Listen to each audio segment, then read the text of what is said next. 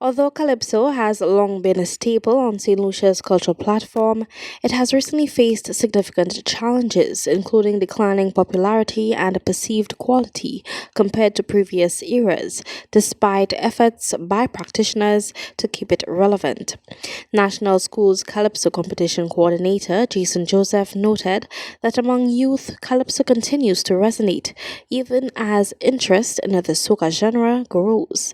While soca participation is increasing, Calypso remains popular among students, prompting questions about why the genre is fading among the older generation. Joseph attributes this decline to the absence of a structured system to engage students after they leave school, hindering ongoing development and support for the genre. I think some of the tents are making an effort to grab the young people when they leave school, but not all of them are doing it. I think if more of the tents embrace, in other words, it's almost like scouting for talent in the schools, because they're the next generation of Calypsonians. But in a lot of cases, in fact, every year we have some very talented students from both primary and secondary school. But when they leave the school, nobody approaches them. You cannot just leave it up to the students or their parents to approach the tents. I believe we need more people to scout for the talent and to embrace them, take them under, their wings, work with them. He stated that the students genuinely love the genre, however, not enough is being done. Joseph highlighted that one way to address this is not make Calypso just a seasonal thing. There are a number of seasons throughout the year where we could bring back Calypso. But for some reason, it's not happening, and I suspect maybe one of the reasons is it's not as enticing as soca, where you get people to party and jump and wave and so on.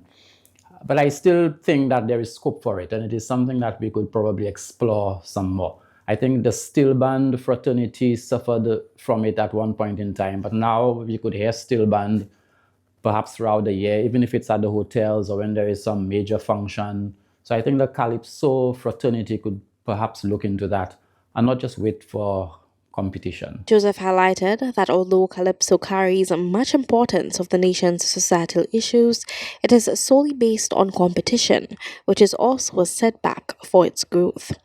Calypsonian and soca writer and producer Carlton Roberts added to the discussion by noting that another setback lies in the song's lyrics, which are mainly directed at locals. But we've adopted a model here where I have to sing for you. Right? If I don't sing for you, then I don't go anywhere.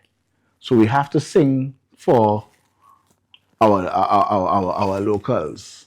Now, when that happens, the outside world now cannot bring you on tour to sing about the rubbish by the CDC, or we like a lot of political songs.